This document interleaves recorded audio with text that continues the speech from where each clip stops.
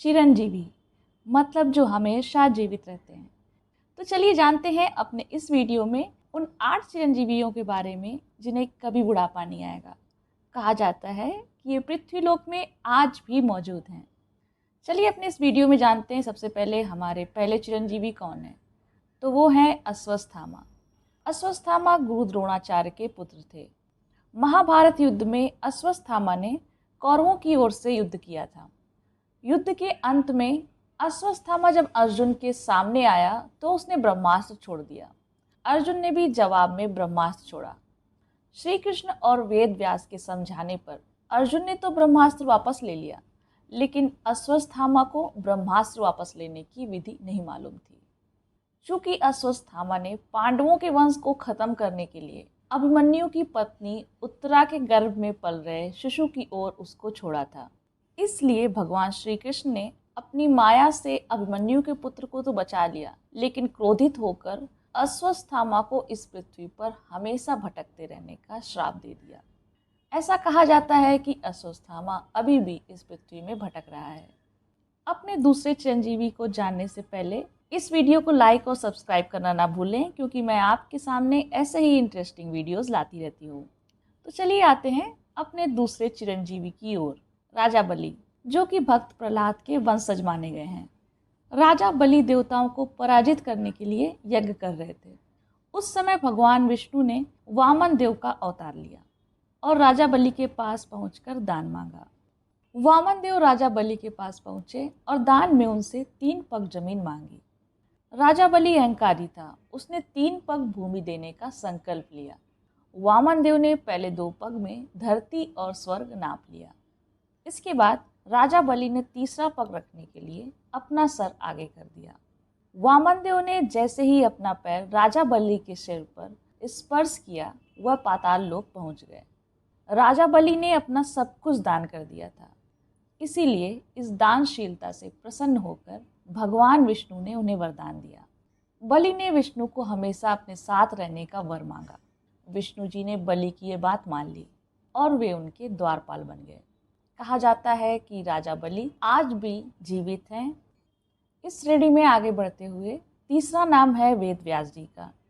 वेद व्यास ने सभी वेदों का संपादन किया था, यानी ऋग्वेद, अथर्ववेद, सामवेद और यजुर्वेद का। वेद व्यास का पूरा नाम कृष्ण द्वैपायन था। इन्होंने 18 पुराणों की रचना की। वेद व्यास ऋषि पराशर और सत्यवती के पुत्र थे। कहा जाता है कि आज भी वेद व्यास जिंदा हैं और इस धरती पर मौजूद हैं। अब बात करते हैं हनुमान जी की। इनको कौन नहीं जानता। अंजनी और केसरी के पुत्र के रूप में हनुमान जी का जन्म हुआ। इनका जिक्र रामायण में ही नहीं बल्कि द्वापर युग में महाभारत में भी देखा जाता है। जब हनुमान जी माता सीता की खोज में लंका पहुंचे और देवी सीता को श्री राम का संदेश दिया, तब देवी सीता ने प्रसन्न होकर हनुमान जी को अजर अमर रहने का वर दिया। हनुमान जी का जिक्र महाभारत में भी है। हनुमान जी ने भीम का अहंकार तोड़ने के लिए वृद्ध वानर का रूप लिया था। महाभारत युद्ध श्री कृष्ण के कहने पर हनुमान जी अर्जुन के रथ के ध्वज पर विराजित हुए थे। अब आते हैं अपने अगले चिरंजीवी की ओर, तो वो हैं विभीषण। रामायण में रावण के छोटे भाई विभीषण भी चिरंजीवी थे। विभीषण ने धर्म अधर्म के युद्ध में धर्म का यानी श्री राम का साथ दिया। विभीषण ने रावण को बहुत समझाया कि वो राम से बैर ना करें। रावण के वध के बाद श्री राम ने विभीषण को लंका का राजा बना दिया था। महाभारत काल में कृपाचार्य कौरव और पांडवों के कुलगुरु थे।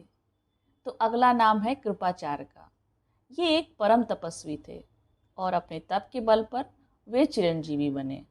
कृपाचार्य की बहन कृपि का विवाह द्रोणाचार्य से हुआ था। कृपि और द्रोणाचार्य के पुत्र का नाम अश्वत्थामा था। महाभारत युद्ध में कौरव पक्ष के सभी योद्धा मारे गए, सिर्फ अश्वत्थामा और कृपाचार्य जीवित बचे थे। अगला नाम है भीष्म और कर्ण के गुरु परशुराम का, जिनको भगवान विष्णु का छठा अवतार भी माना जाता है। इनके पिता ऋषि जमदग्नि और माता रेणुका थी। इनका प्रारंभिक नाम राम था। राम के तप से प्रसन्न होकर शिव जी ने इनको एक फरसा भेंट किया था। इसके बाद ही इनका नाम परशुराम कहलाया। परशुराम का उल्लेख रामायण और महाभारत दोनों ग्रंथों में है। महाभारत में भीष्म और कर्ण के गुरु परशुराम थे। और अंत में आते हैं ऋषि मार्कंडेय, जिन्होंने महामृत्युंजय मंत्र की रचना की थी। मार्कंडेय ऋषि जन्म के समय अल्पायु थे। जब ये बात बालक मार्कंडेय को मालूम हुई तो उन्होंने शिव जी को प्रसन्न करने के लिए तप किया और महामृत्युंजय मंत्र की रचना की। इनकी तपस्या से प्रसन्न होकर शिव जी ने इन्हें अमरता का वरदान दिया था। तो आज हमने अपने इस वीडियो में जाना 8 चिरंजीवियों के बारे में। तो कैसा लगा आपको मेरा ये वीडियो, ज़रूर बताइएगा। तो मिलते हैं नेक्स्ट वीडियो में, तब तक के लिए हंसते रहिए, मुस्कुराते रहिए।